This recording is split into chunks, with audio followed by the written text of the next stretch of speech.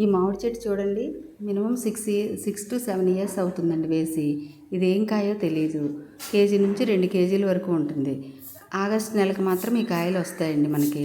చక్కగా పలక మారిన తర్వాత, రంగు మారిన తర్వాత ఇలాగ వానర జాతి అంతా ఒక 10 నుంచి దగ్గర 10 వానరాలు వచ్చి ఇలా కూర్చుని చెట్టు మీద చక్కగా తింటాయండి. మేము తినే వరకు కూడా అవి ఉండవు.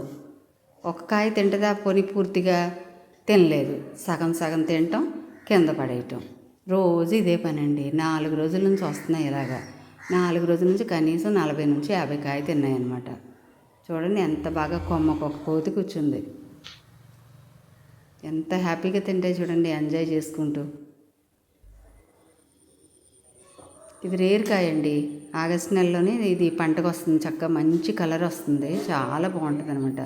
ఒక్కొక్కటి 2 చేతులతో మనం కాయ మొయ్యలేమండి, అంత బాగుంటుంది. అదిగోండి పక్కన స్లాబ్ మీద చూడండి ఎంత చక్కగా కూర్చొని మొయ్యలేక కింద పెట్టుకుని మరీ తింటుంది.